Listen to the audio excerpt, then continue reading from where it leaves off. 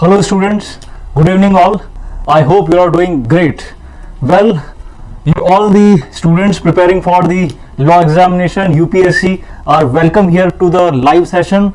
Now with the overwhelming success of the daily news analysis, we hereby have started the live streaming of our daily news sessions at ClatPrep Institute, and it would be live from today onwards 5:30 p.m. daily, right? So for any comments, any question that you have in your mind, please be feel free to put any comment here on the comment section below, right? So today we'll be understanding the important news articles of 4th May 2022, and feel free to ask any question in the session. You can comment and I would try my best to answer the questions as it come during the session. I'm your educator Prithviraj Singh, and let us begin with the important news articles for 4th of May 2022. And guys, we cover the news articles from the Hindu as well as Indian Express. On the very front page of the Hindu, there was an article about the exports, and it says that the exports for the month of April, the last month, has crossed $38 billion, right? So the exports have increased by 24% if I compare year on year, right? So if I compare April 2021 exports with April 2022 exports, it has increased, it has increased by 24%, right? So exports have increased, right?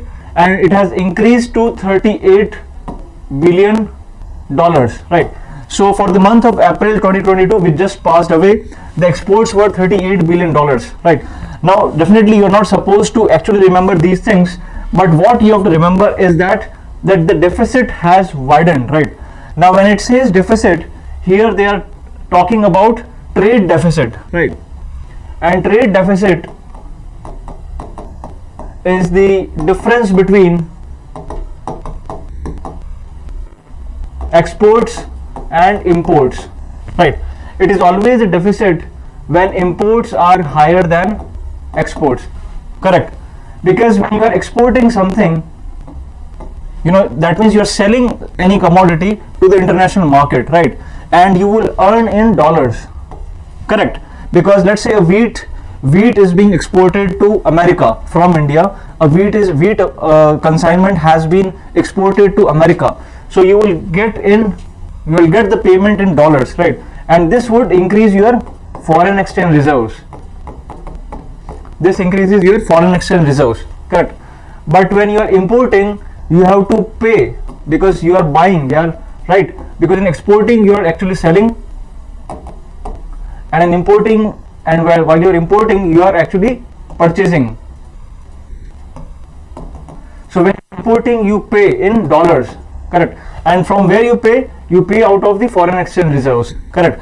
So that is the reason why every country pushes or want to push their exports, right?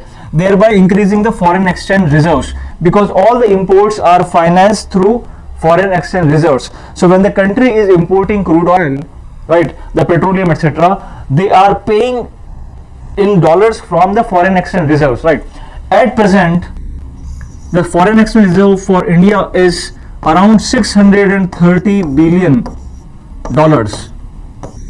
So it is a very healthy foreign exchange reserve that we have today, around $630 billion. Now guys, you all would be knowing about the situation in Sri Lanka. It is facing huge economic crisis, and their foreign exchange reserves are around $2 billion, right? So when you compare $2 billion with $630 billion, I mean, you can yourself understand the difference. There is huge difference between them. Sri Lanka has foreign exchange reserves of just $2 billion, correct? And that is the reason why it is not able to import even essential commodities like crude oil and the consignments of wheat, maize, etc., right? So it just has foreign exchange reserves of $2 billion, correct? Now trade deficit is the difference between the export and the import, right? And when the imports are higher than the export, that means you are paying out of your foreign exchange reserve, and this is called as trade deficit. And when the exports are greater than imports, it is called as trade surplus, because in this sense your foreign exchange reserves are increasing, right? So I'll repeat again, trade deficit is a condition when your imports are greater than exports, and that means your foreign exchange reserves are being depleted because you're paying out of the foreign exchange reserves, right? When the exports are greater than imports, that means you are into trade surplus, or your foreign exchange reserves are augmented or are increased, right? So this is there. Now, although the exports have increased, but when you compare it with the increase in imports, the increase in the imports is much more than the increase in the exports. As you can see, the imports have outpaced the exports by 27%. When I said that exports have increased by 24%, on the other hand, imports have increased by 27%. In this sense, imports are greater than exports, right? And import as of today is $58 billion, as you can see on the screen, and export is $38 billion, right? अब when you compare export and import, यहाँ से clearly दिख रहा है कि imports are $58 billion, whereas exports are $38 billion, right? So which is greater? Definitely imports. Imports are greater than exports. When you find the difference between the imports and the export, you will get that the trade deficit is $20 billion, right? So the trade deficit is $20 billion. In this sense, the trade deficit has widened. I hope it is clear, students. So and right now, if I talk about the commodities which are being most exported from India, petroleum products top the chart. Petroleum products has seen 113% growth rate in the exports, and followed by engineering goods and gems and jewelries, right? And you all would be knowing that government has also reduced the custom duty by 5% on gems and jewelries in the Union Budget 22-23, right? Custom duty has been reduced by 5% on gems and jewelries, right? So gems and jewelries are also the third, most exported item in the list. If I talk about the imported commodities, coal and coke are the commodities which are imported, which are the most imported, coal and coke, correct? So that means we are still importing coke and coal from foreign countries, right? And we all would be knowing, guys, that the country is facing coal shortages because of the the COVID pandemic and the other reasons, and therefore the electricity cuts which are being seen these days is because of the coal shortage. And it is also evident from this fact that coal and coke are the most imported commodities, followed by petroleum and crude oil, and then electronic goods, right? So the first fact that we understood is the difference between trade deficit and trade surplus. We understood the concept of foreign exchange reserves. We compared Indian foreign exchange reserves with Sri Lankan foreign exchange reserves and understood the economic crisis in Sri Lanka. Then we understood that the most exported commodities are petroleum products and the most imported commodities are coal and coke, right? So this article explains the same thing, right? So correct. And in this sense, among India's top 10 export commodities, gems and jewelry exports have dipped a marginal 2.1%, right? So in this sense, even engineering goods are showing a positive sign, so on and so forth. As far as the drug and pharmaceutical products are concerned, guys, India is has become fifth largest exporting country, right? So we are becoming a pharmaceutical capital of the world. India is the fifth largest exporting sector for drugs and pharmaceuticals. And in this microbial war, right, the war against the coronavirus, India has an opportunity to become pharmaceutical leader of the world, and today it stands at fifth position, right? A very important fact. And at the same time, the Ministry of Commerce was also working on including the pharma sector into RODTEP. Guys, RODTEP is called as remission of duties and taxes on export products, right?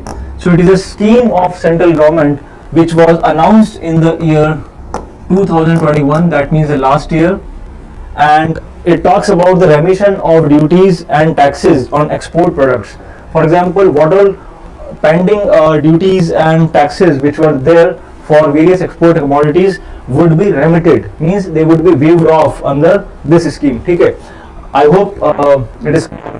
तो students, ये बहुत important scheme RODTEP. They may ask you in the examination कि RODTEP stands for what? So it is remission of duties and taxes on export products. जिन export commodities पे taxes और duties जैसे custom duty हो गई, export import duty हो गई, वो पेंडिंग रह गई थी, उसको वेव ऑफ कर दिया गया है, so as to give a boost to the export sector, right? And it was announced by the ministry of commerce in the year 2021, correct? अब इसके अंदर the export of chemicals and iron and steel have also been left out of the scheme introduced last year. तो इसके अंदर बहुत important ये हमें ध्यान रखना पड़ेगा कि केमिकल्स को रिलेटेड जो भी एक्सपोर्ट्स हैं, आयरन एंड स्टील से रिलेटेड जो भी एक्सपोर्ट्स है, they are being kept out of this scheme, right? That means अगर आयरन एंड स्टील इंडस्ट्री कोई कमोडिटी है जिसके ऊपर प्रीवियस टैक्सेशन या ड्यूटी कोई ड्यू है, राइट, कोई टैक्स या ड्यूटी ड्यू है, तो वो उसके ऊपर अभी भी लिवेबल होगी. That means it has not been waived of.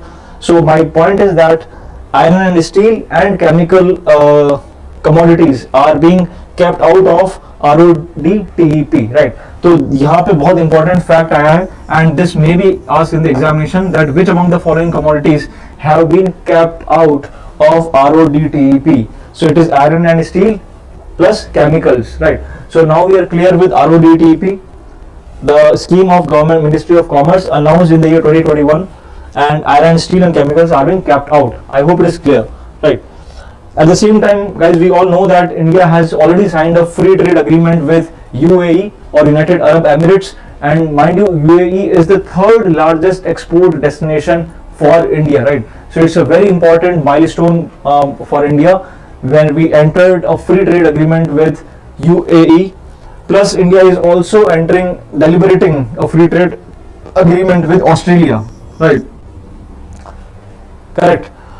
So that is also under deliberation, and very soon it would be enacted, right? I hope this article is clear. An important article about the foreign trade, about international economy.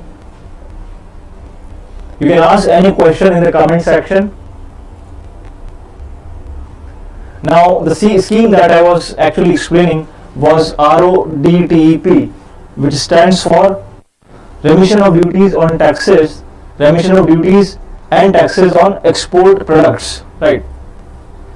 And the scheme was by the Ministry of Commerce, and it would ensure that the exporters receive the refunds on the embedded taxes and duties previously non-recoverable, right? तो जो duties इन्होंने दी थी पहले और which were non-recoverable, but उसके ऊपर उनको refund मिलेगा, as I said, and the scheme was brought about with the intention to boost exports, you know, which were relatively poor in volume previously, correct? So this is the scheme which is being mentioned in the article, right? Moving to the next news article from America. Well, American Supreme Court is to annul the abortion right, correct?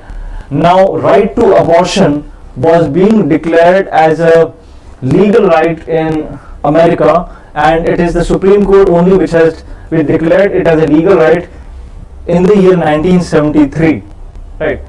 In a very famous case of Roe versus Wade, Supreme Court earlier in the year 1973 declared, you know, that abortion right is a legal right, and in this way it protected a woman's right to terminate a pregnancy, correct? तो वहाँ पे जो abortion right है वो एक legal right है अभी तक, and it is being coming from Roe versus Wade case. अब ये पूछा जा सकता है कि which among the following Supreme Court, American Supreme Court, US Supreme Court cases has recognized the right to terminate pregnancy or right or abortion right. So it would be Roe versus Wade. Roe versus Wade, 1973. So in 1973, Supreme Court of America gave this right, the abortion right, to women, correct? But now it is being heavily protested, and it is especially protested by Republican states. You all know that Republican is a opposition party right now, and Democrats are in the power. So Republican states are pressing the hot button issue, and they are saying that abortion is not justiciable. It is actually killing of a new life, right? So therefore, the fundamental right to abortion, which was given by Roe versus Wade 1973, has to be revisited, right? And based on this protest, even Supreme Court has taken the cognizance of the matter, and there are talks going on that the Supreme Court of America would very soon declare it, would remove it from the list of fundamental right, correct? So the Supreme Court is deliberating over it, and they may actually remove it from the list of fundamental right. Now it will give free rein to Republican controlled states, which are already leading an all-out push to curtail the procedure.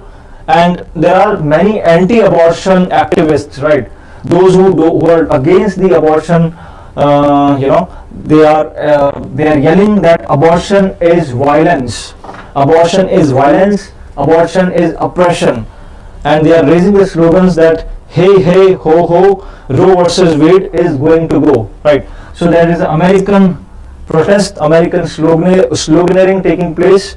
Hey, hey, ho, ho, Roe versus Wade is going to go, right? So they are against the abortion right. They don't want abortions taking place, which is the fundamental right as per Roe versus Wade 1973, right?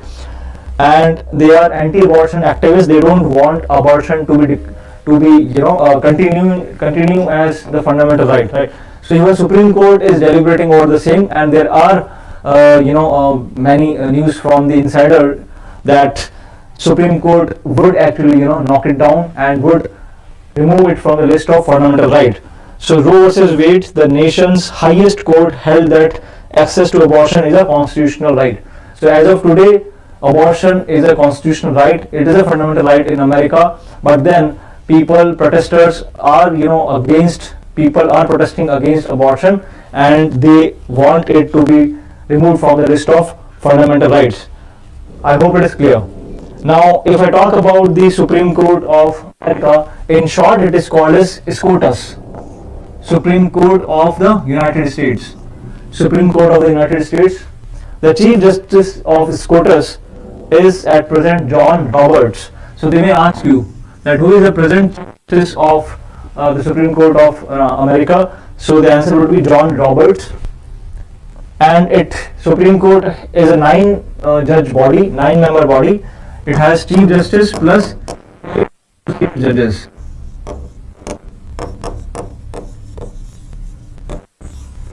So Chief Justice plus 8 associate judges, and the Chief Justice at present of SCOTUS is John Roberts, right? A very important case, and I expect a question on this. I hope it is clear. Moving to the next news article. Students, you all would be knowing that Indian Prime Minister is on the visit to European countries, and he is visiting 3 European countries: Germany, France and Denmark. Yesterday he also addressed the Indian delegation at Denmark, because Denmark has huge Indian diaspora, right? And it's a very important visit of the Prime Minister in this Scandinavian country, which borders with Norway, Finland, Sweden, right? India, Denmark. And you all would be knowing that the capital of Denmark, which is a Scandinavian country, is Copenhagen, right? So they may ask you that which is the capital of Denmark. So it is Copenhagen. Copenhagen, right? And Prime Minister Modi has visited Denmark, and it has said that we are focusing on green hydrogen and green strategic partnership. That means renewable energy. Students, you all would be knowing that Prime Minister also visited the Conference of Parties 26 in the year 2021, that means the last year, at Glasgow. Now Glasgow is the capital of which country? Right, please please give your answer on the comment box. And what all targets were being set by the Indian delegation, please comment. So the Conference of Parties, right? So Glasgow is the capital of Scotland, right? Now in the Conference of Parties, Indian government declared that we would achieve the 500 gigawatt of renewable energy by the year 2030, right? So Indian delegation declared that we would be achieving 500 gigawatt of renewable energy by the year 2030, right? Now this is a step in right direction. We are signing a green strategic partnership with Denmark and on renewable energy and green hydrogen. The future is green hydrogen, right? Green hydrogen, renewable energy, and very important, wastewater management, because Denmark is a classical example of wastewater management. We are also working over many other things like green shipping, animal husbandry, dairy or dairy sector, organic farming, water management, energy and cultural exchanges, right? At the same time, Copenhagen is also the leader in water management techniques, so we are also learning the best practices from Copenhagen. At the same time, Denmark has also invited India to join the International Center for Antimicrobial Resistance Solutions, ICARS, as a mission partner, right? So as a mission partner, India is being invited by Denmark to join International Center for Antimicrobial Resistance Solutions, right? So in this way, Indian scientists would be contributing against the virus, the coronavirus, and they would be coming up with the solutions to actually to overcome this this challenge, right? International Center for Antimicrobial Resistance Solutions, and in India is being invited to join it as a what? As a mission partner, right? Very important, guys. When Modi was actually addressing the Indian diaspora in Denmark, he also invoked a statement which is a cliche statement, expression which is too much used in on social media platform, which is FOMO, right? So Modi has invoked FOMO to draw in investors, and FOMO is fear of missing out. Now this is an expression informally used on the social media, and he's saying, he's asking, he's instead appealing and inviting the investors to come and invest in India, right? And you all would be knowing that he also said that every diaspora in Denmark, he said that you have to actually convince at least 5 foreigners to come and visit India, right? To different places, north, south, east, west, and in this sense it would result into cultural exchanges. It would increase the foreign exchange reserves for India, and it would be a boost for Indian economy, right? So in this way, Modi is actually going ahead with the partnership with Denmark.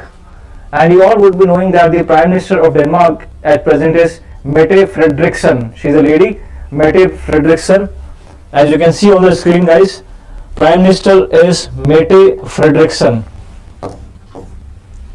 So they may ask you that, and they may, in the passage they may put a blank, and they may ask you to fill the answer. So the Prime Minister is Mette Frederiksen. Guys, Denmark is a constitutional monarchy. Denmark is a constitutional monarchy. That means the head of the state is a monarch, is a queen, or it is a hereditary ruler. The head of the state is a hereditary ruler from the royal family, and at present the head of the state or the queen is Margaret II. She is the Queen of Denmark.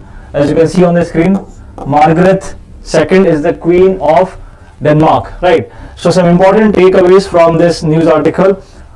You can ask any question or any query if you have. Just feel free to comment on the below comment box, right? And we would answer all your queries here at the live session at ClatPrep. Right. So the Queen of Denmark is Margaret II, and the Prime Minister is Mette Frederiksen. It is much more important because Modi ji has met the Prime Minister of Denmark. Correct. Moving to the next news article. So in this sense, they have also planned for Indo-Nordic summit. Right. Now Modi will attend the second Indo-Nordic summit in Denmark. Right. Now they may ask you the questions about Indo-Nordic summit. Guys, Nordic countries are those countries which are actually also called as Scandinavian countries, Nordic countries, right? So they may ask you that Nordic states include, so it includes Denmark, Norway, Sweden, Finland and Iceland. They all are Scandinavian countries, and most of them have excelled in various human development indexes, right, like World Happiness Index, World Freedom of Press Index, so on and so forth, right? So the Nordic states of Denmark, Norway, Sweden, Finland and Iceland, right? You all would also be knowing that Finland or Norway, they are not at present the members of NATO, but they do have ambitions to join NATO. They have clearly said that they have aspirations to join NATO, and that's the reason why they are indirectly have come in conflict with Russia when the Russia is actually in attacking Kyiv or Ukraine, right? So Norway and Finland, right? So Denmark, Norway, Sweden, Finland and Iceland are the Nordic states, and they have reported that there is increased trade with India. India के साथ trade बढ़ रहा है इन Nordic states का in the recent years. At the same time, the Indian diaspora is also increasing. Diaspora means those people who are living and working in these countries. I mean, in any country outside India is called as Indian diaspora. Now, the first Indo-Nordic summit was held in Stockholm in April 2018. Right. So 2 years back, the first Nordic summit was being held. Now, as I said, that Finland and Norway share borders with Russia, right? And they have aspirations to join NATO, as I just mentioned, and that is what Russia doesn't want, and have lately witnessed increasing tensions with Moscow over the Ukraine war, right? So this is also very important takeaway. The next important fact is that this summit, the Indo-Nordic summit, is important because of the reason that it includes the United States as the only other country with which the Nordic countries have summit level engagement, right? So America is the only other country with which Nordic countries have summit level engagements, right? So definitely India has already is a partner in the Nordic summit. So the first Nordic summit was India-Nordic summit was held in the year 2018. Second India-Nordic summit is being held in this year 2022, right? After 2 years. And the another partner who actually conducts, also holds the Nordic summits with the Nordic states is United States, right? So because of the presence of United States, this conference or the summit has become very, very important. I hope it is clear. Moving to the next news article, guys, you all would be knowing about the controversy and the debate which has sparked off when the Bollywood star Ajay Devgan commented about Hindi as a national language, right? There was a conversation between a South Indian star and Ajay Devgan, and the South Indian star said that these days, I mean in the past few years, the South Indian movies are dominating the Bollywood, be it Pushpa or Triple R or KGF. All the South Indian movies are dominating Bollywood, right? But then Ajay Devgan said that, but then you also have to translate them in Hindi, and in this way Hindi is the dominant language of the country, right? And he instead also added a statement, that, and which has actually the reason for all the controversies. Ajay Devgan said that Hindi is the national language of the country. Guys, you all know, the students preparing for Clat examination, UPSC, etc., you all know that we don't have any national language. India की कोई भी राष्ट्रभाषा नहीं है. We don't have any national language, right? And Hindi is not a national language of the country, right? Hindi is official language of the country, correct? You're getting the point? So there is a difference between official language and national language, right? Official language is Rajbhasha and national language is Rashtrabhasha, right? So we don't have any Rashtrabhasha. Hindi is our Rajbhasha. When I say Rajbhasha, it means that it is being used for official communication, right? For example, official communication between states or in the parliament, so on and so forth, right? So Hindi is our official language, right, and not a national language. So now, but that statement actually sparked the controversies, and there was an article in the Hindu which talked about the debate on the national language, right? Guys, there is a definitely we all know that there is a schedule which talks about the official languages or the languages. Just drop your answer in the comment box that which schedule in the Indian Constitution talks about languages. I am asking you again that which schedule in the Indian Constitution talks about scheduled languages or languages, right? So I am waiting for your answers. Well, all right. So as some of you are saying that it is schedule, which schedule? Yes, it is 8th schedule.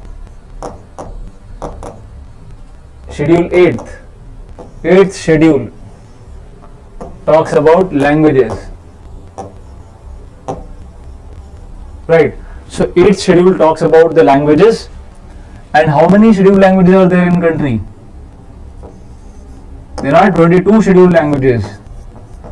Scheduled languages are those languages which are recognized by the Constitution, officially recognized by the Constitution, correct? Originally there were 14 scheduled languages in the year 1953, because you all would be knowing that for the first time the states were being formed based on language, on the linguistic language, on State Reorganization Commission, right? State Reorganization Commission, also called as Faisal Ali Commission. Faisal Ali Commission. There were 3 members in the Faisal Ali Commission, and they have many times they have asked this question. It was headed by Faisal Ali plus Hridaynath Kunjru plus K.M. Pannikar.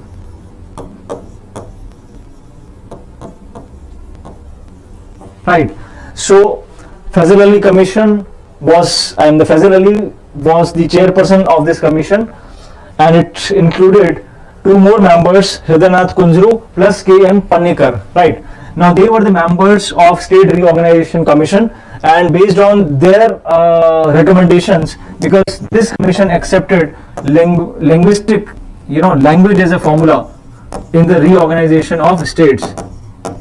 You all would be knowing that the first state to be created based on language, the first state to be created, drop your answer in the comment box. The first state to be created on the basis of language was, yes, it was, yes, you're correct, it was Andhra Pradesh. You all would be remembering the martyrdom of Potti Srimamalu, and he died of the hunger strike. He sat for the hunger strike for 2 months, demanding the separate state for Telugu speaking people to be crafted out from Madras, right? And in the year 1953, Andhra Pradesh as its first state based on language was created. And then in the year 1956, State Reorganization Commission, which was headed by Federal Commission, was being recommended language or accepted language as a formula for the reorganization of states. And for the first time, 14 states were being crafted out based on linguistic lines or based on language, right? So for the first time, 14 states were being crafted out based on language. They accepted language as a principle for the reorganization of states, State Reorganization Commission, right? And that is the reason why initially you had 14 languages, right? So every aspect in the constitution is based on reason and logic, right? So 14 states were there originally in the year 1953, and today there are 22. So how many have been added? 8, right? So 8 languages have been added. The first one was Sindhi. The first language to be added into the list of scheduled language was Sindhi, right? So this is information which is very important, and I strongly expect a question on this because of the language debate going on in the country, right? Now so this is 8th schedule, right? Now I hope it is clear, right? Any question, drop your message in the comment box. Now you also have a part in the constitution called as part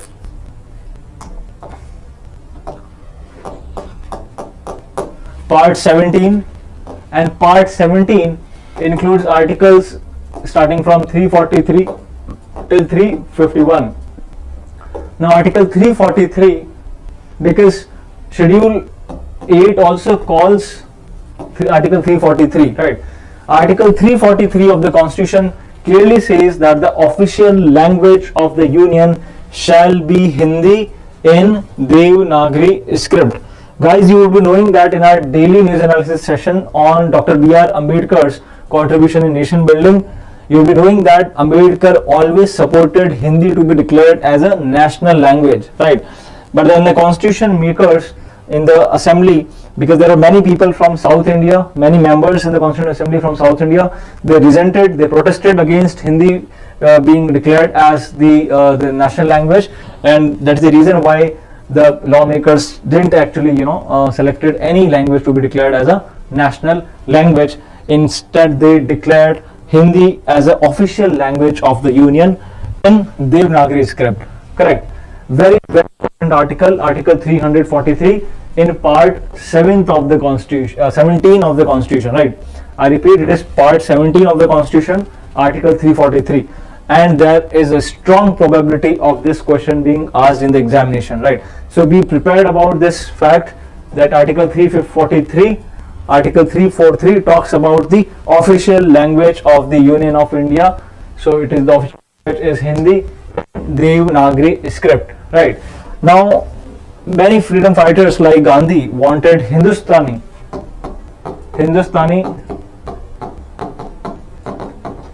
to be declared as the national language of the country, right? And the word Hindustani for Gandhi meant that it would be a mix of a hybrid of Hindi plus Persian, right? And although this had acceptance in various South Indian states, but then it was resented and protested by the North Indian states, especially Uttar Pradesh. So it was, this idea was being rejected, right? So the official language of the union is Hindi in Devanagari script, and we don't have any national language. So first thing is very clear. Coming to the second fact, as far as the numerals are concerned, right? You all would be knowing that numerals are always used in English, 1, 2, or either 1, 2, right? Or in Romans, right? So we use the numerals in English, right? However, we are using Hindi as official language in Devanagari script, but the numbers or the numerals are still being used in English letters, right? So 1, 2, Roman 1, 2, right? The international form of Indian numerals will be used for official purposes, right? Because Hindi के अंदर आपको पता होगा कि अलग तरीके का Devanagari script के अंदर जो नंबर्स की अलग स्क्रिप्ट होती है, right? So I hope it is clear, a very important fact, and there is strong probability that the examiner would ask you on these lines. Well, the proponents of the language wanted the Devanagari script to be adopted both for the words as well as for the numerals. अब आजकल तो हमें पता ही नहीं है कि Devanagari script के अंदर 1 से 10 तक कैसे लिखते हैं, right? So I mean none of us would be doing about it except our elders definitely, but then the proponents, the supporters of Hindi language wanted the Devanagari script to be adopted both in words as well as in numerals, right? However, the idea of numerals was being rejected because the numerals are being used as per the international format, and the predominant opinion was in favor of adopting international numerals, right? So we use international numerals, the Arabic form used and understood throughout the world instead of Hindi numerals, ठीक है? So हम Hindi numerals use नहीं करते, हम international numerals use करते हैं, right? Ultimately, it was decided that the constitution will only speak of an official language, and that अब कई लोगों को confusion होता है कि सर नो हिंदी के साथ English is also official language, तो आप लोगों को समझना होगा कि English was being considered to be an official language along with Hindi for just 15 years from the enactment of the constitution. That means by the year 1965 English would be discontinued in the official communication, but it didn't happen. The parliament came up with a new law that English would be continued for the official communication, right? But if the question is being asked that which among the following is the official language of the Union of India, so the answer is only Hindi. English is not the official language of the Union of India. It is supplementing Hindi, right? It is supplementing Hindi, but it is not the official language of the Union of India. Hindi is the official language of the Union of India, and English was being used just for temporary time period for 15 years, right?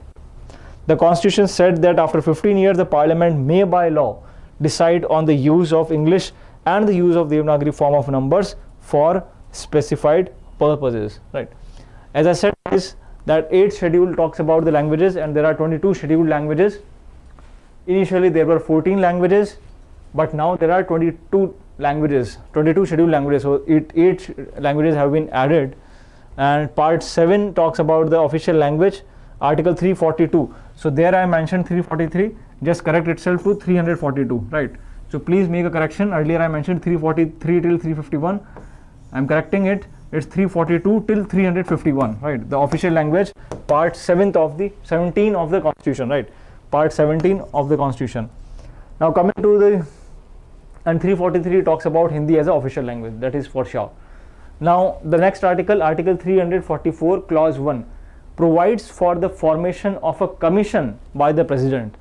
तो कोई भी language को declare करने के लिए उसका एक rule तो ये है कि उसमें 10,000 स्पीकर्स तो उसके होने ही चाहिए बोलने के लिए, और this article actually provides the formation of a commission. President एक कमीशन बनाएगा जिसके अंदर एक ऑफिसर ऑफ लैंग्वेज होगा, officer of language, which should have a chairman and members representing these scheduled languages, right? The purpose of the commission is to make recommendations for the progressive use of Hindi. अभी आपने सुना होगा कुछ दिन पहले ही जो home minister हैं अमित शाह जी, उन्होंने बोला कि government is going ahead with the policy of progressive use of Hindi. So they are promoting Hindi and they are promoting it hardly for all the official purposes of union and for restricting the use of English, right? So it is not that the ministers are saying, it is mentioned in the constitution itself, article 344 clause 1. I repeat again, the purpose of the commission which would be set up by the president is to make recommendations for the progressive use of Hindi for official purposes of the union and for restricting the use of English, right? Coming to the next article, article 351, it says that the union government's duty is to promote the spread of Hindi so that it becomes a medium of expression for all elements of the composite culture of India. ठीक है, तो 344 clause 1 हमने कौन कौन से articles हमें पढ़े हैं? आर्टिकल 343 जो कि कहता है कि Hindi is the official language of the union of India. 344 clause 1 कहता है कि कमीशन बनेगा, प्रेसिडेंट बनाएगा उसे, and it would work for the progressive use of Hindi for the official purposes. Then article 351, the last article in this part 17, which says that it is the duty of the union government to promote the spread of Hindi, right? So union government की duty है कि हिंदी को ज़्यादा से ज़्यादा promote किया जाए, so that it becomes a medium of expression for all elements of the composite culture of India, and also to assimilate the elements of forms and expressions from Hindustani, which I just mentioned in the previous slide, and languages listed in the 8th schedule, right? तो मतलब हिंदी को promote करना है और साथ साथ में you have to assimilate various other elements and forms of expression of Hindustani and all the scheduled languages, 22 scheduled languages mentioned in the 8th schedule of the Constitution. I hope it is clear. Now moving to the next slide. As you can see, if I talk about the chronology of the events, 1950, when the Constitution was enacted, 14 were initially included in the Constitution, right? As I also said that there were 14 states formed for the first time based on the language. In the year 1967, Sindhi was added as the first scheduled language in the Constitution. By which amendment? 21st Constitutional Amendment. They may ask you guys this question because, and it has also been asked previously. So the 21st Amendment Act added Sindhi, as the first scheduled language, right? तो पहले 14 थी, आज 22 है. The first scheduled language to be added was Sindhi in the year 1967 by 21st Amendment Act. Then in 1992, Konkani, Manipuri were added by 71st Amendment Act. Konkani, the language is spoken in the Konkan coast of Goa, etc. Manipuri in Manipur, Nepali. Then in 2003, Bodo, Dogri, Maithili and Santali were added by 92nd Amendment Act. So they may ask you that and it has been asked previously, that which amendment added Bodo, Dogri, Maithili, Santali to the list of scheduled languages? It is 92nd Amendment.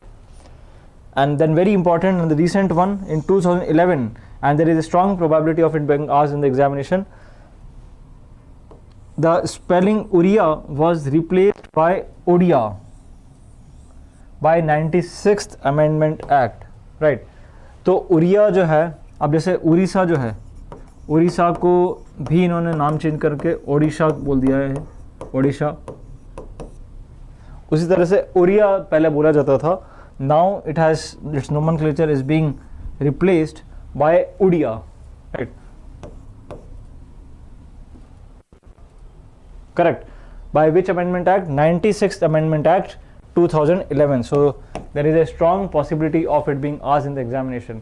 ये fact आप students ध्यान में रखो कि उड़िया का जो nomenclature change कर रहे, उड़िया डी यहाँ पे ऐड कर दिया इन्होंने, उनका एक राइट, बिकॉज वहाँ पे उड़िया के अंदर वहाँ के लोगों को ये ज़्यादा रिलेट कर सकते हैं इस वजह से, और इस वजह से एक अमेंडमेंट करना पड़ा कॉन्स्टिट्यूशन में, and this was 96th Amendment Act 2011, right? I hope it is clear. I hope you're enjoying the session, guys. Very informative session, and these details are genuine and authentic, so please take a note of this, and this would immensely help you in excelling the examination. Guys, 1965 में protest हुए थे India में languages से related, क्योंकि 65 में आपको पता होगा कि इंग्लिश का जो टेन्योर है 15 years का वो ख़त्म होने वाला था, राइट? और एक एक्ट पास किया था पार्लियामेंट ने, official languages act 1963. It was passed in anticipation of the expiry of 15-year period of English, right? अब its operative section provided for the continuing use of English notwithstanding the expiring of 15-year period. अब इसके अंदर बोला गया था कि English को continue रखा जाएगा 1965 के बाद भी, राइट? अब Jawaharlal Nehru had given a assurance in the year 1959 that English would remain in official use and as the language of communication between center and state. तो जवाहरलाल नेहरू ने बिल्कुल ये क्लियर कर दिया था कि English would remain would remain in official use and in the interstate communication even after the expiry of 1965, right?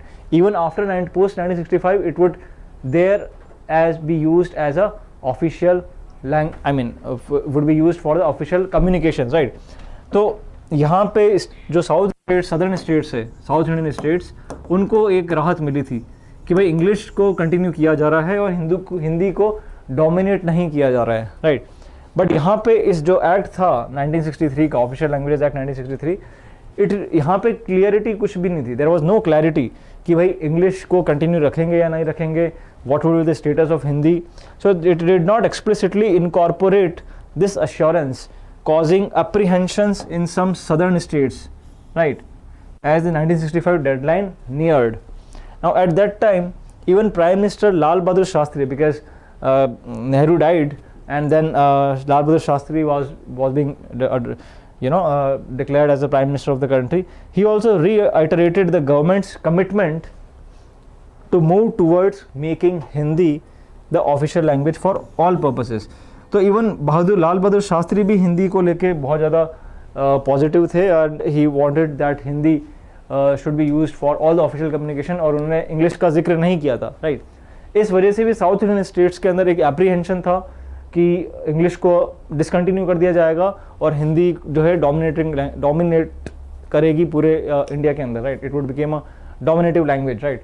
तो बहुत सारे प्रोटेस्ट हुए 1965 के अंदर लैंग्वेज को रिलेटेड, जैसे कि आज हो रहे हैं, राइट? आज भी साउथ इंडियन स्टेट्स के अंदर प्रोटेस्ट हो रहे हैं, बीट कर्नाटका और Tamil Nadu, they are also protesting against the statement of Ajay Devgn that who said that Hindi is a national language, unknowing of the fact that we don't have any national language. Even government is also in its it is actually promoting Hindi for the communications, right? So there are protests happening today also. I hope this article is clear, a very exhaustive article and a very important one.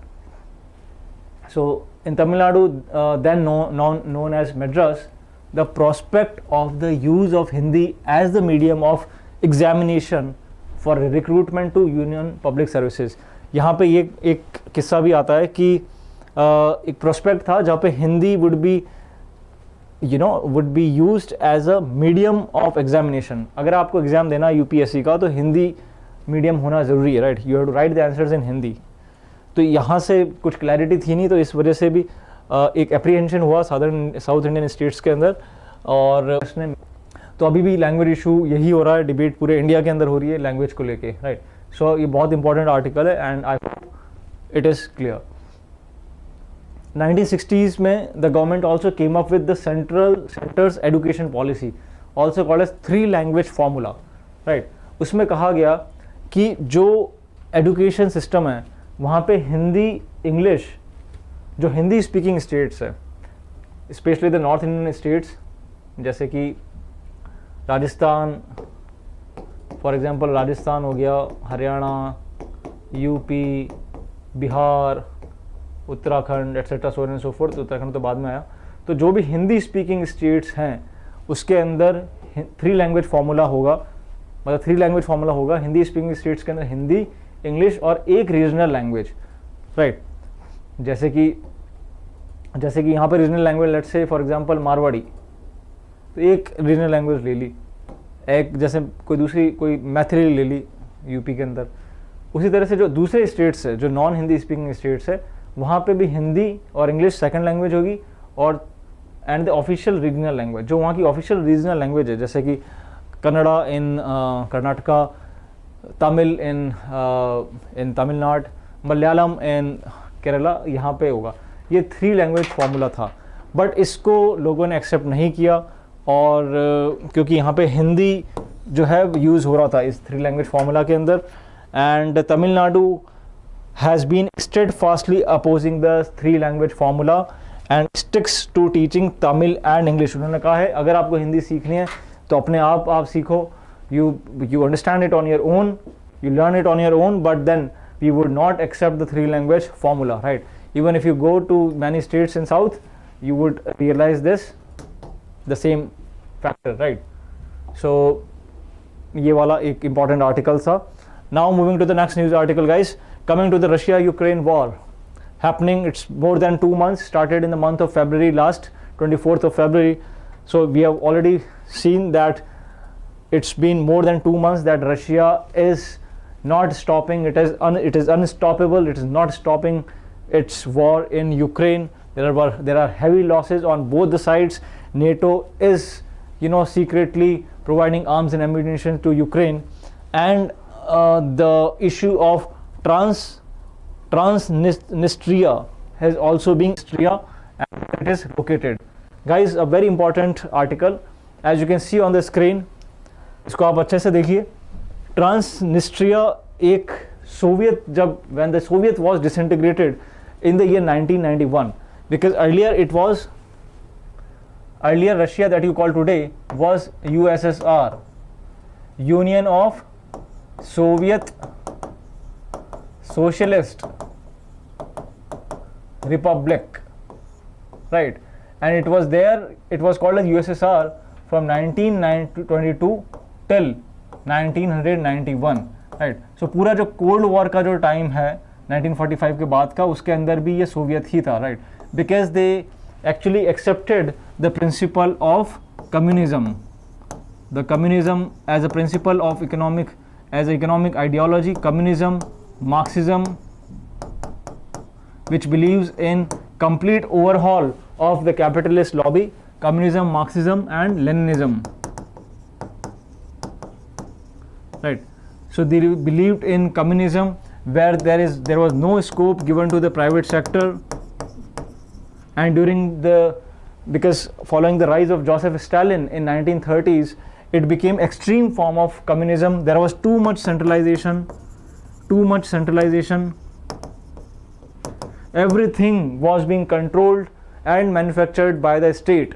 So the state started, entering into your private lives, right? Even at the cost that your fund rights were being violated. There was no protection given to civil liberties. No protection given to civil liberties. No scope for the private sector. Too much centralization. Everything was being controlled by the state. People were being used as tools, as machines to increase the production. Even during Stalin's time, many people were being killed if they were not contributing, efficiently in the increasing the agricultural production, right? So communism, Marxism, Leninism, right? The USSR, Union Soviet Socialist Republic, 1992 till 1991, right? 1991. Now, but this model actually collapsed, and it started happening with the fall of Berlin Wall.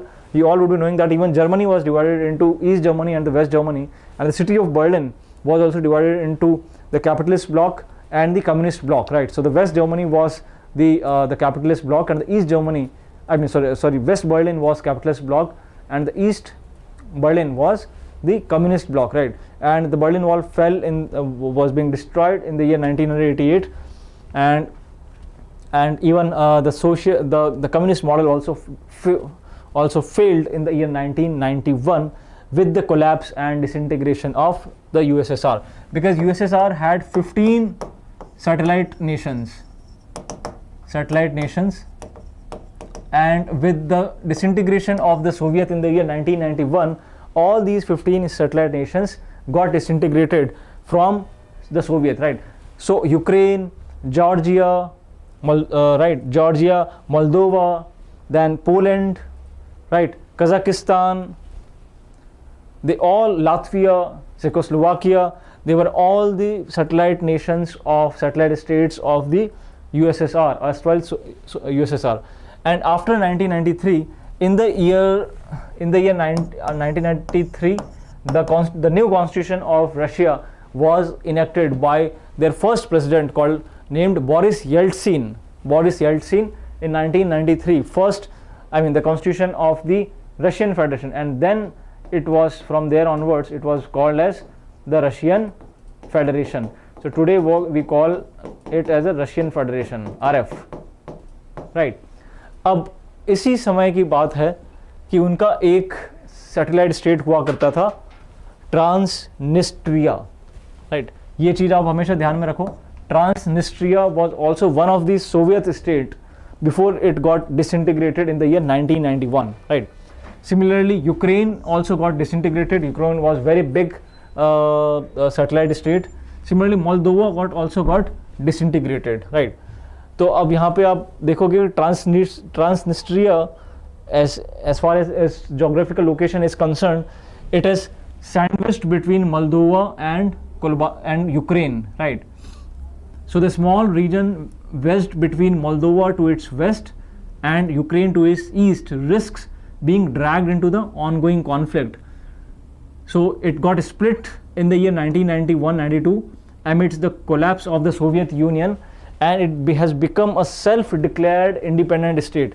So self-declared independent state, students, not recognized internationally. Because it's very small area and it has not been recognized internationally by the United Nations. एक referendum हुआ in Transnistria in the year 2006 in fact, and it saw that 97% of the people in Transnistria, they voted in favor of joining Russia, right? So they are the allies of Russia, and the people there wanted to join Russia, right? It's a separatist region that permanently hosts estimated 1500 Russian peacekeeping troops. Its population as of today is around 4,70,000 and area is just 4,000 kilometers square. As far as the recent developments are concerned, अब आपको पता है कि Russia has invaded Ukraine, right? Since 24th February 2022 this year, and अब Ukraine ने Russia से बदला लेने के लिए it has started bombing Transnistria. यहाँ पे वो अटैक कर रहा है Transnistria में, क्योंकि there are many Russian soldiers being posted in Transnistria, right? Transnistria के अंदर बहुत सारे Russian soldiers posted हैं और उसकी कैपिटल तिरास्पोल है. Tiraspol is the capital of Transnistria, और यहाँ पे Ukrainian soldiers are actually attacking the Russian soldiers and many army bases of Russia in Transnistria, right? There have been explosions at the headquarter Tiraspol and they are blaming the Ukrainian infiltrators. Blast हो रहे हैं, attack हो रहे हैं, shots are being fired and Russia could use flare up of tension. अब इसके लिए अब इसको बहाना, मतलब definitely it's not a excuse, but then Russia has got a reason that it can aggravate it can escalate it's aggression in Ukraine, right? And it may spiral up, and as Russian Foreign Minister Sergei Lavrov has said that the nuclear possibility is also on the cards. So therefore, if Russia reinforces Transnistria, it might then move on to Ukraine's key port city of Odessa, right? ये Odesa एक port city है, Ukraine का बहुत important port city है. अब क्योंकि Ukraine यहाँ पे अटैक कर रहा है ट्रांसनिस्ट्रिया में, तो Russia would not leave any stone unturned to protect Transnistria, its people, because Transnistrians actually are allies of Russia, they support Russia. And यहाँ पे अगर यूक्रेन को अटैक गिरेगा अगर रशिया, तो उसका ओडेसा जो एक यूक्रेन का बहुत बड़ा इंपॉर्टेंट पोर्ट सिटी है, वो भी कंट्रोल में आ सकता है रशिया के, right? So this has given instead an opportunity for Russia, right? So this issue is about this Transnistria, very very important, and it is, और यहाँ पे एक रिवर भी जाती है जो एक बाउंड्री बनाती है ट्रांसनिस्ट्रिया का. आपने ये it is being seen here on the screen on this image. Dniester River, D is silent, guys, as you can see, Dniester River. So they may also ask you, and it is also very important for the UPSC students, that which river flows through Transnistria, making a boundary between Moldova and Transnistria. So the name of the river is Dniester River, right? Dniester River, correct. So it is definitely a remnant of the Soviet Union, and it had and all the things that we discussed right now, right? So I hope it is clear, guys, and I am sure that you guys would be enjoying the session. A very informative news analysis session at ClatPrep. Moving to the next news article, guys. Operation सतर्क. अब ये question directly पूछा जा सकता है, one liner है. अब railway protection force जो है रेलवे की, उन्होंने एक नया ऑपरेशन स्टार्ट किया है, ऑपरेशन सतर्क. उसका ऑब्जेक्टिव ये है कि जो भी इलीगल ड्रग ट्रैफिकिंग होती है, टोबैको प्रोडक्ट्स वगैरह जो है ट्रेन रूट से जो इलीगली ट्रेड किए जाते हैं, right, illicit liquor, FICN, illegal tobacco, unaccounted gold वगैरह, जो ऐसे आइटम्स जो है which are being transported purpose of tax evasion and smuggling, उनको रोकने के लिए, राइट, क्योंकि टैक्स बचाने के लिए टैक्स इवेजन और स्मगलिंग, राइट, और रेलवे नेटवर्क्स को यूज़ किया जाता है इनके ट्रांसपोर्टेशन के लिए, और उसको रोकने के लिए railway police force, protection force ने जो ऑपरेशन स्टार्ट किया है, that is by the code name operation सतर्क. Similarly, guys, there is a new scheme, loan scheme which has been started in the state of Maharashtra called as Jivhala. Jivhala. So they may ask you that what is Jivhala? So Jivhala, guys, is a loan scheme for jail inmates who are serving the jail sentences, and it is being launched by Maharashtra Department of Prison, right? तो जो prisoners है उनके लिए भी loan कैसे access किया जा सकता है, उसके लिए एक स्कीम आई है जिवहाला, राइट, और ये लोन दिया जाएगा महाराष्ट्र स्टेट कोऑपरेटिव बैंक द्वारा, right. So this loan will be given by Maharashtra state cooperative bank, and this scheme would be on pilot basis be introduced at Yerwada central jail in Poona and will gradually be extended to nearly 60 prisons across the state, right. Now, while the loan will be disbursed in the name of the jail inmate, it will be issued to designated family member, right. So it would be definitely on the name of the jail inmate, but it would be issued to the designated family member of the prisoner, and in the initial phase a loan of 50,000 rupees 50,000 will be given at a 7% interest rate, right, and of the interest the bank earns 1% will be given back to the system as a contribution to the prisoners welfare fund, and the loan will be provided without any requirement of any collateral, mortgage or guarantor, right. So they may ask you that which Jivala is as a loan scheme for jail inmates was being started by in which of the following states. So the answer would be Maharashtra, right. I hope it is clear, right. Moving to the next news article, guys. Now this article is being from Indian Express, right. So we don't actually leave any stone unturned, and we also here analyze the important articles from Indian Express also, right. So these sessions are being designed for all the students preparing for the law examinations and all the other government examinations like NDA, UPSC, CDS, so on and so forth, SSC, etc., right. So submarine technology that India wants, on the explained page of Indian Express. Now guys, recently France's naval group has announced that it would not bid for the project P75 and P75I, right. It would not bid for the project P75I. Now here I stands for India, so it is P75 India project, right. Now let us understand the project. देखिए, in 1999 the Cabinet Committee on Security approved a 30-year plan for the Navy to indigenously build and induct 24 submarines by 2030. आपको पता है submarine technology, correct, और ये एक 1999 के अंदर decision लिया था कि बाय द ईयर 2030 हमारे खुद के पास जो है 24 सबमरीन्स होगी, right, and they all would be indigenously built. That means they would be built by India on the Indian soil, right. In the first phase, 2 lines of productions were to be established. The first P75 and the second P75I. I stands for India. So I repeat again, P75 and P75I. Each line was to produce 6 submarines. Now the background is that the contract for P-75 was signed in the year 2005 with the naval group then known as DCNS in partnership with Mazgaon Dock Shipbuilders Limited, right?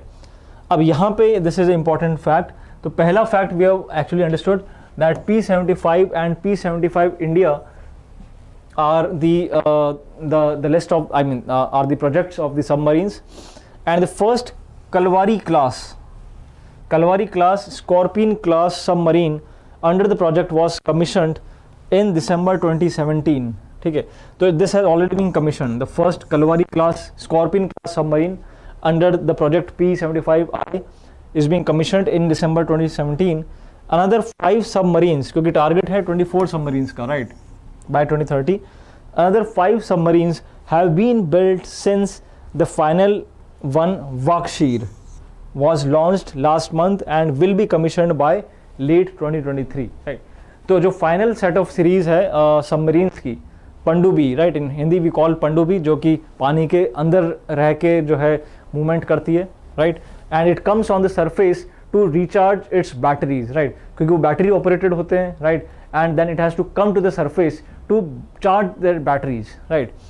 और बहुत सारी तो आजकल nuclear powered submarines भी होती है, जैसे कि ओकस के अंदर आपने देखा होगा एक ये ट्रीटी थी ओकस, ऑस्ट्रेलिया, यूके, यूनाइटेड स्टेट्स, जहाँ पे यूएस ने टेक्नोलॉजी ट्रांसफ़र किया है यूके को और ऑस्ट्रेलिया को, जो कि न्यूक्लियर पावर्ड सबमरीन्स की टेक्नोलॉजी है, न्यूक्लियर पावर्ड सबमरीन्स.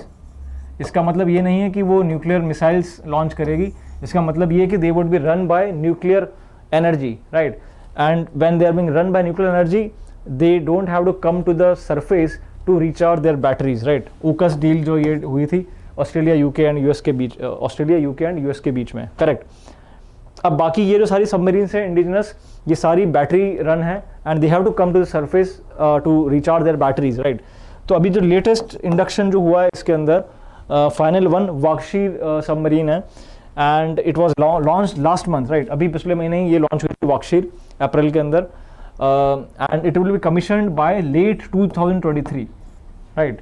अभी 2023 के अंदर इसको कमीशन किया जाएगा, right. So I hope it is clear. Very very important fact. We have discussed about AUKUS, we also discussed about P-75I project, Kalvari class Scorpion class submarine and Vakshir. I hope it's clear, right? So do read this article from Indian Express. It talks about the partnership with various OEMs, original equipment manufacturers, and how this is a very ambitious project. और कुछ यहाँ पे concerns भी है, जैसे कि the requirement to demonstrate a sea proven fuel cell AIP, right? AIP is your air independent propulsion plant. Air independent propulsion plant, ये technology जो है it allows a conventional submarine to remain submerged for much longer than ordinary diesel electric submarine, right. तो ये जो technology है air independent propulsion plant, very important guys, AIP, ये मतलब submarines को ज़्यादा टाइम देता है to remain beneath the surface of the water, right, beneath in the shallow waters of the ocean, right. So the submarines can remain submerged for much larger than ordinary diesel electric submarines, right. तो इसके ऊपर मतलब the government is working, and fuel cell based AIP, advanced torpedoes, modern missiles and state of the art countermeasure systems, right. So guys, that's all for today. I hope you enjoyed the session, and I welcome all the comments, any question, any query that you have in your mind. Please drop your message in the comment box, right, and we would be there to answer all your questions, right, in these live sessions. So stay tuned for the live sessions on daily basis at 5:30 p.m. with your educator Prithviraj Singh. Press the like button, do like, comment and share, right. Press the bell icon for the regular updates. Right, that's all for today. God bless you. Wish you all the best. Bye.